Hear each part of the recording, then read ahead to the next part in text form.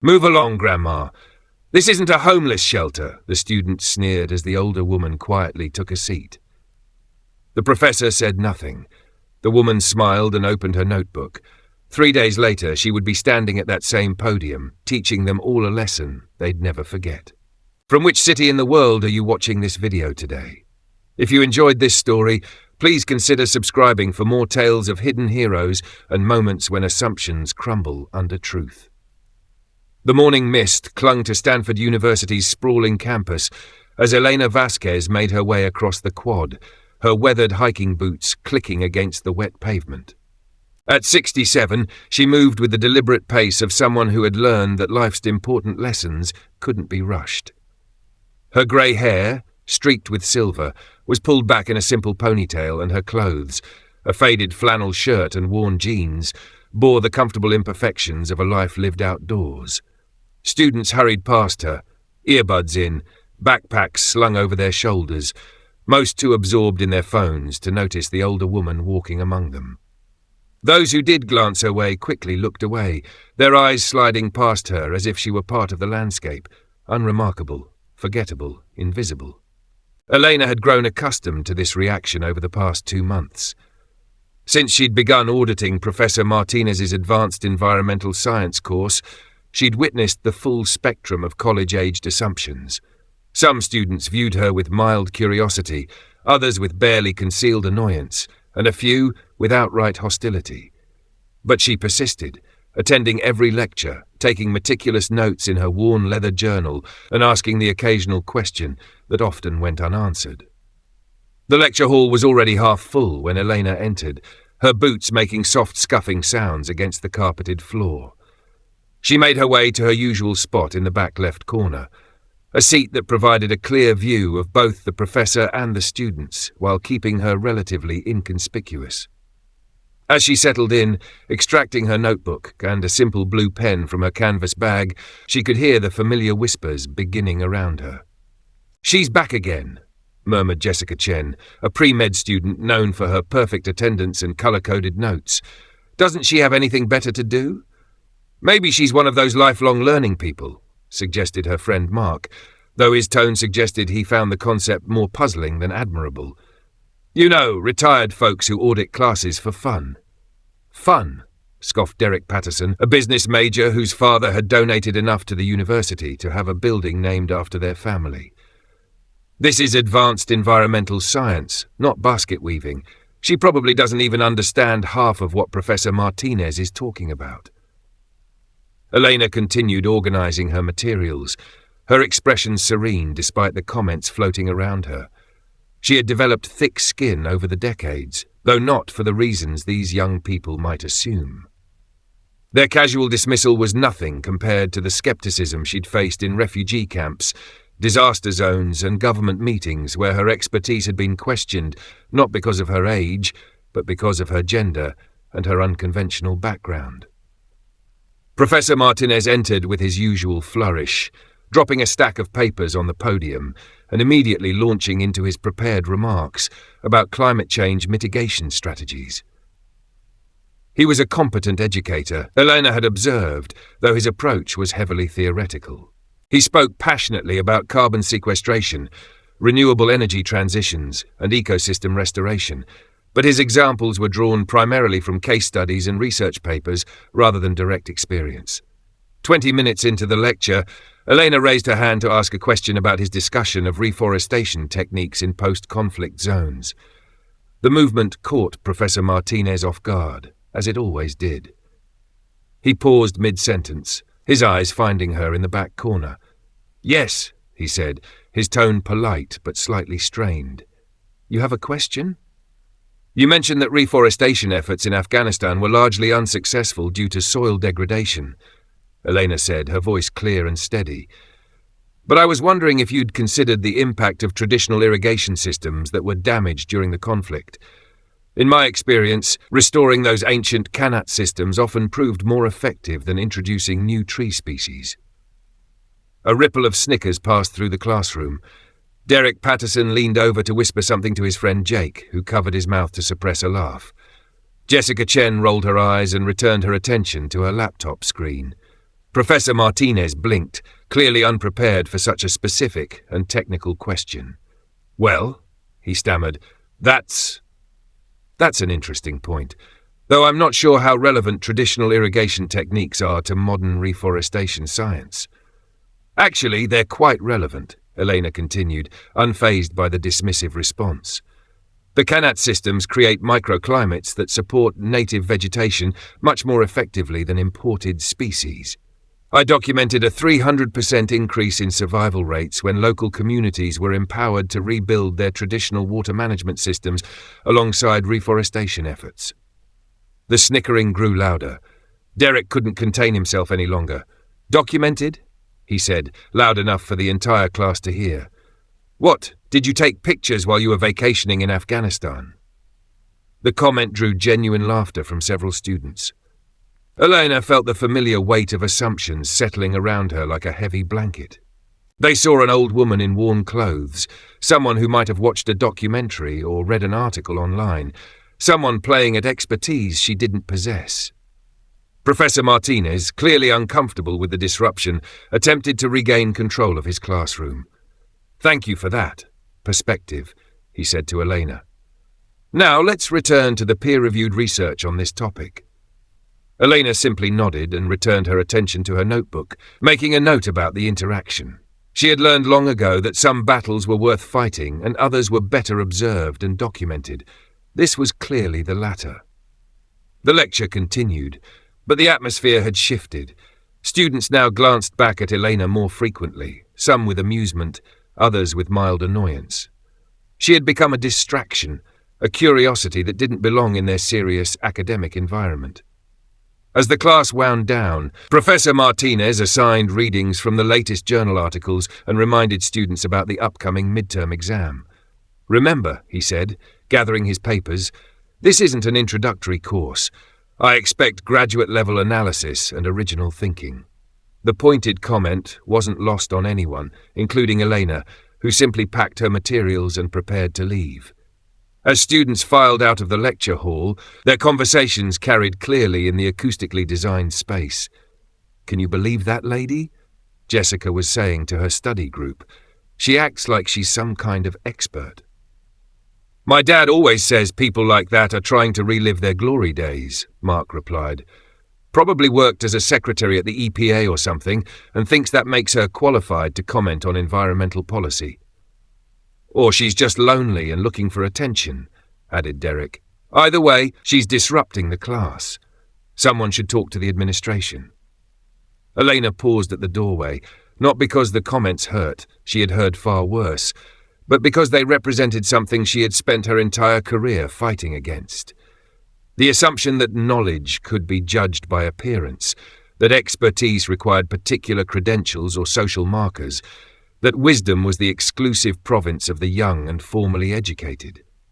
She thought about the villages in Guatemala where indigenous farmers had taught her about crop rotation techniques that were more sophisticated than anything in agricultural textbooks. She remembered the fishermen in Bangladesh who understood tidal patterns and seasonal changes better than most oceanographers. She recalled the refugee women in Lebanon who had developed water purification methods using materials that cost less than $1, but were 99% effective. All of them had been dismissed at one time or another by experts who looked the part but lacked the experience. Outside the lecture hall, Elena made her way to the campus coffee shop, a modest establishment that served as her informal office during the hours between classes. She ordered a simple black coffee and found a corner table where she could review her notes and prepare for the next day's lecture. The coffee shop buzzed with student conversation, most of it focused on upcoming assignments, social plans, and the usual concerns of college life. Elena found herself listening to a group of environmental science majors discussing Professor Martinez's class, their voices carrying clearly across the small space. "I don't understand why the administration lets random people audit advanced courses," one student was saying. "It's distracting, and it's not fair to those of us who are actually working toward degrees." "Maybe she's paying for it," suggested another. though I can't imagine why anyone would pay Stanford tuition just to sit in on lectures they can't possibly understand. She probably thinks watching National Geographic documentaries makes her an expert, laughed a third. You know how old people get. They read one article online and suddenly they're authorities on everything. Elena sipped her coffee and continued making notes, this time not about environmental science, but about the sociology of academic spaces. She had spent enough time in universities around the world to recognize the patterns, the way knowledge was policed, the way authority was performed, the way assumptions about competence were shaped by visual cues rather than actual expertise. Her phone buzzed with a text message from her research assistant back at her foundation's headquarters in Geneva. The message was brief, but urgent. Dr. V, the UN wants to move up the Somalia briefing. Can you be in New York by Friday? Elena smiled to herself. In 3 days, she would be presenting her latest findings on climate adaptation strategies to the United Nations Security Council, addressing world leaders about the very topics Professor Martinez was covering in his theoretical lectures. But for now, she was content to remain invisible, to observe and learn from this fascinating case study in academic prejudice. The next morning brought another lecture, another round of subtle and not so subtle dismissals. Professor Martinez seemed to have developed a strategy for handling Elena's presence. He would acknowledge her questions briefly, but then redirect the conversation to more relevant academic sources. The students, emboldened by their professor's example, had grown more brazen in their comments. Does anyone else think it's weird that she takes notes on everything? Jessica whispered to her neighbour. Like, what is she planning to do with all that information? Probably writes a blog about her college experience or something, Derek replied with a smirk. You know how these older folks are with social media. They think their opinions matter. Elena continued her routine. Arrive early, sit in the back corner, take detailed notes, ask thoughtful questions that were politely dismissed and leave quietly. She was gathering valuable data, though not the kind Professor Martinez was teaching. On Wednesday morning, Professor Martinez was notably absent. In his place stood Dr. Sarah Hendricks, the department chair, looking somewhat flustered as she addressed the class. Professor Martinez has come down with what appears to be a severe case of food poisoning, Dr. Hendricks announced. He'll be out for the rest of the week. We're working on arranging a substitute lecturer, but in the meantime, today's class is cancelled. A collective groan rose from the students, many of whom had travelled significant distances for the morning lecture. Derek Patterson raised his hand. Dr. Hendricks, what about the midterm review? The exam is next week. I understand the inconvenience, Dr. Hendricks replied. We're doing our best to find a qualified replacement on short notice. Environmental science experts with Professor Martinez's specialization are relatively rare. Elena, who had been quietly packing her materials, paused at these words. She glanced around the disappointed faces of the students, many of whom genuinely cared about the subject matter despite their social prejudices. An idea began to form in her mind. As students filed out of the lecture hall, Elena approached Dr. Hendricks, who was gathering her papers with the harried efficiency of an administrator dealing with an unexpected crisis. Excuse me, Dr. Hendricks, Elena said, her voice carrying the subtle authority she typically kept hidden. I couldn't help but overhear about your staffing situation. Dr. Hendricks looked up, her expression politely puzzled. Yes, I'm sorry. Are you a parent? If you're here about course credit transfers, you'll need to speak with... I'm Elena Vasquez. Elena interrupted gently. I've been auditing Professor Martinez's course this semester. I wanted to offer my assistance with the temporary teaching situation. Dr. Hendricks blinked, clearly trying to place this older woman who spoke with such confidence. I appreciate the offer, but this is an advanced course requiring specialized expertise. We need someone with appropriate credentials and teaching experience. Elena reached into her canvas bag and extracted a simple business card. She handed it to Dr. Hendricks, who read it with growing astonishment. The card was elegant in its simplicity. Dr. Elena Maria Vasquez, Director, Global Climate Adaptation Initiative, Nobel Peace Prize Laureate 2019. Dr. Hendricks looked from the card to Elena and back again, her mouth slightly open. You're Dr. Vasquez? The Dr. Vasquez? The one who designed the climate refugee protocols? Among other things, Elena replied with a modest smile. I've been enjoying Professor Martinez's theoretical approach to the subject, but I thought the students might benefit from some practical perspectives. But you've been sitting in the back of the class, Dr. Hendricks stammered.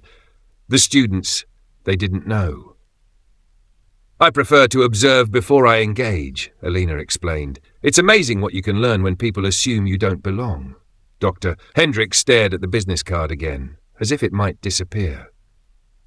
Elena Vasquez was a legend in environmental science circles, the woman who had single-handedly redesigned international protocols for climate change adaptation, who had worked in more disaster zones than most people could name, who had been personally credited with saving over 1 million lives through her innovative approaches to environmental crisis management. Would you be willing to lecture tomorrow? Dr. Hendricks asked, still somewhat stunned. The students are expecting a midterm review. I'd be delighted, Elena replied. Though I should warn you, my teaching style is a bit different from Professor Martinez's. That evening, Elena worked late in her hotel room, preparing a lecture that would cover the same material as Professor Martinez's midterm review, but from an entirely different perspective. Instead of theoretical frameworks, she would share real experiences. Instead of case studies from academic journals, she would tell stories from the field. Instead of hypothetical scenarios, she would present actual solutions she had implemented in communities around the world. She thought about the students who had dismissed her, who had assumed her ignorance based on her appearance and age. Tomorrow would be an education for all of them, though she suspected some would learn more than others. The next morning, Elena arrived at the lecture hall 30 minutes early. She wanted to set up her materials. A simple laptop connected to the projector, a few props she had gathered from her hotel room, and a thermos of the same black coffee she had been drinking all semester. Students began filtering in at the usual time, many looking sleepy and unprepared for what they assumed would be another cancellation or a boring substitute lecturer. Elena stood at the podium, checking her presentation slides one final time. Derek Patterson entered with his usual swagger, flanked by his study group. I heard they got some random substitute, he was saying loudly. Probably just going to read from Martinez's notes. Easy day. Jessica Chen looked around the lecture hall with mild confusion. Where is the substitute? I only see that old lady who's always asking weird questions.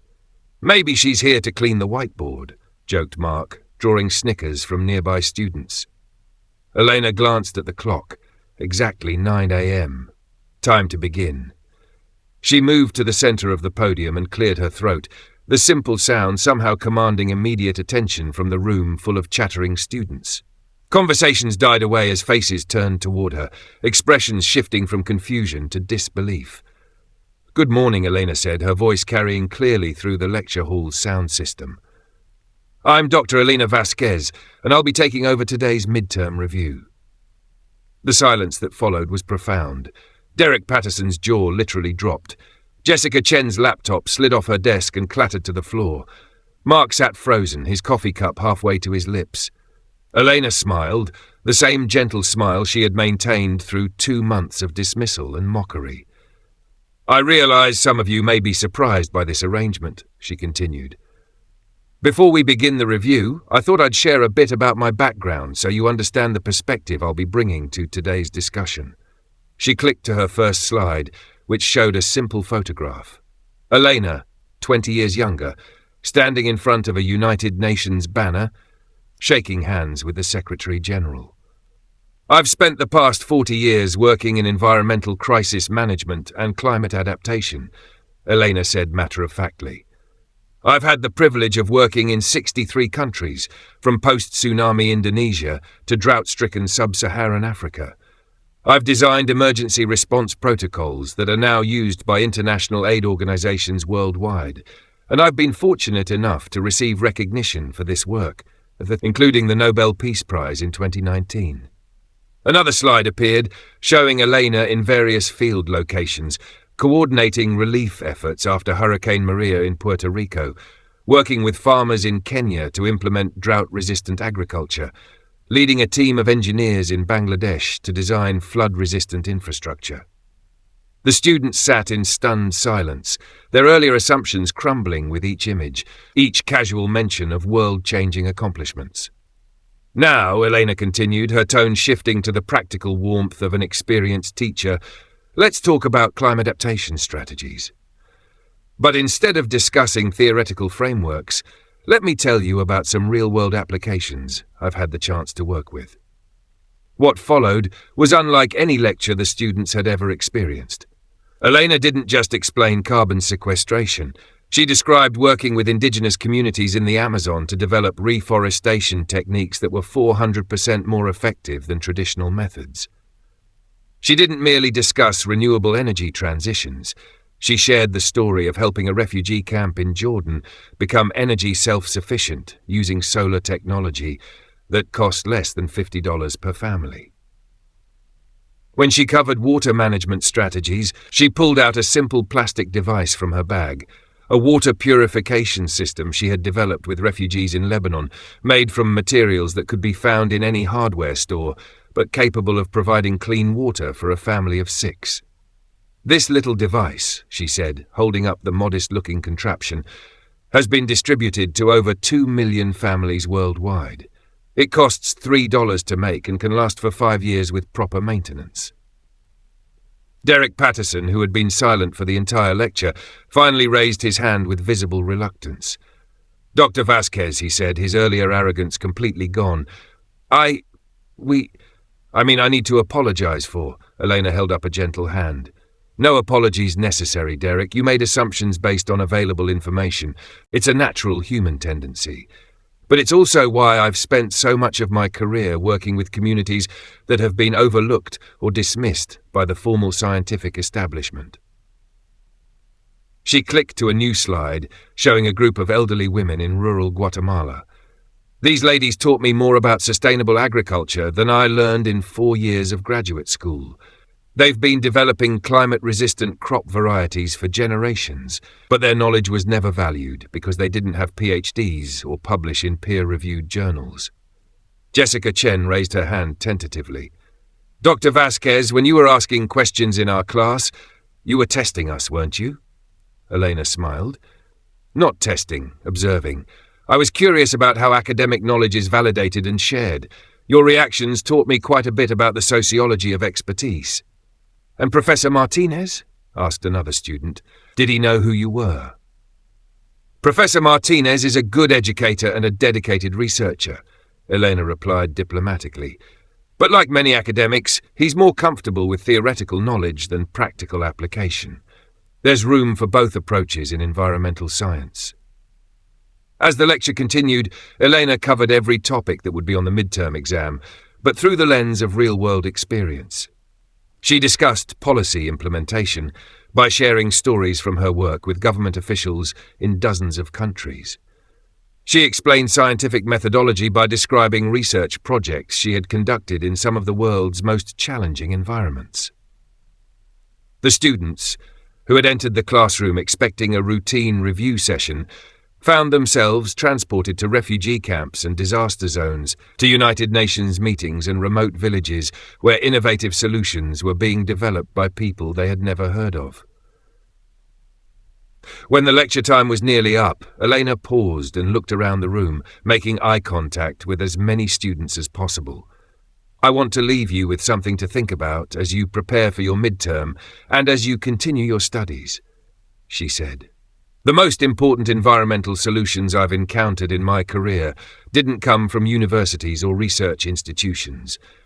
They came from communities that were directly affected by environmental challenges, people who didn't have the luxury of theoretical approaches because they needed practical solutions to survive.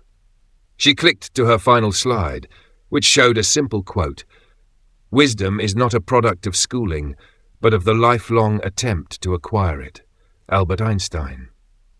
Your education here at Stanford is valuable and important, Elena continued, but remember that knowledge exists in many forms and in many places. Some of the most brilliant environmental scientists I know are farmers, fishermen, indigenous elders and community leaders who would never be allowed to audit this class.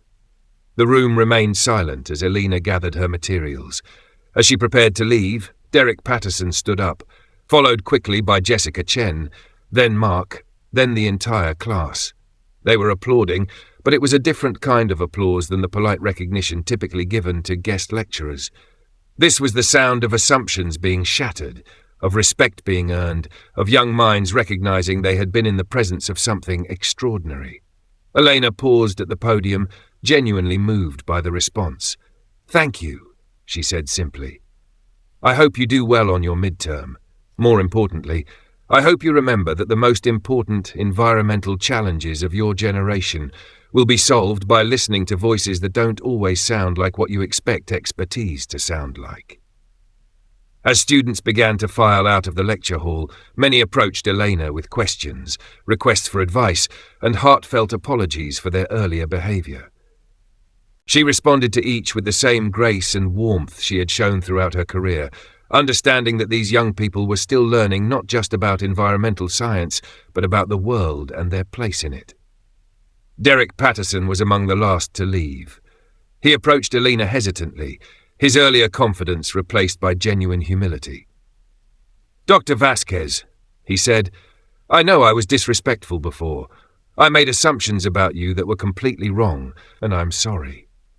Elena studied his face, seeing something she had hoped to find in her weeks of observation, genuine remorse and the beginning of wisdom. "Derek," she said, "apology accepted, but more importantly, what will you do differently now?" He thought for a moment. "I'll try to listen more and assume less, and I'll remember that expertise doesn't always look the way I expect it to." "That's all any of us can do," Elena replied. "Keep learning, keep questioning your assumptions, and remember that the most valuable knowledge often comes from the most unexpected sources." 2 days later, Dr. Hendricks received an email from Elena, sent from an airport lounge in New York, where she was preparing to catch a flight to Geneva. "Thank you for the opportunity to share with your students," the email read. "I hope the experience was as valuable for them as it was for me. I've attached some resources that might be useful for Professor Martinez's future classes, contact information for community leaders and practitioners around the world who could provide guest lectures or virtual presentations. Sometimes the most powerful education happens when we bring different voices into our academic spaces. P.S. Derek Patterson has real potential if he can learn to channel his confidence in more productive directions." Jessica Chen asked excellent questions about practical applications. She might enjoy the internship opportunities with my foundation that I've attached to this email. As Elena's plane lifted off from JFK Airport, carrying her back to her next assignment in Somalia, she reflected on her experience at Stanford. In 2 months of careful observation, she had learned something valuable about the challenges facing environmental education. Too often, academic knowledge existed in isolation from the practical wisdom of communities actually implementing solutions. But she had also seen something hopeful in those young faces during her final lecture, a recognition that their assumptions might be limiting their learning, a curiosity about perspectives they hadn't considered, a willingness to expand their definition of expertise. The students would take their midterm exam next week, and most would probably do well. But Elena hoped the real education had happened in that moment when they realized that wisdom doesn't always announce itself with credentials and formal recognition.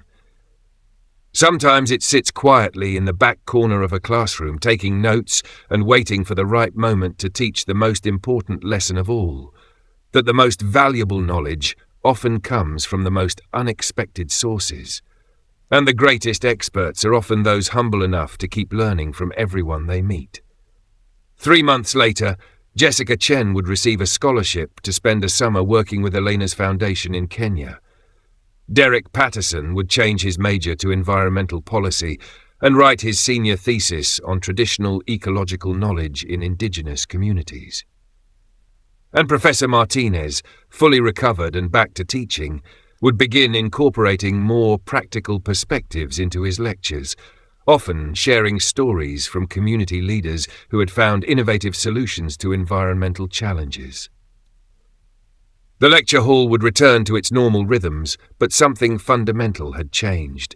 Students would be more aware of their assumptions, more open to unexpected sources of wisdom, and more humble about the limits of their own knowledge. And sometimes when a guest lecturer or visiting expert didn't look quite like what they expected, they would remember the morning when an invisible woman became visible, and taught them that expertise comes in many forms, some of which might be sitting right next to you, quietly taking notes and waiting for the right moment to share what they know. In academic circles, Elena Vasquez's surprise lecture became something of a legend. The story of a Nobel Prize winner who spent 2 months being dismissed by students who had no idea they were learning from one of the world's leading experts in environmental science. But for Elena herself, it was simply another day at the office, another opportunity to learn from others, while sharing what she had discovered in 4 decades of working at the intersection of knowledge and need. The most important lessons she had learned long ago rarely come from textbooks or research papers. They come from paying attention to the wisdom that exists all around us, in forms we might not expect, spoken by voices we might not initially think to hear. Sometimes the greatest teachers are those humble enough to sit in the back of the classroom, taking notes on what the world has to teach them, waiting for the right moment to share what they've learned along the way.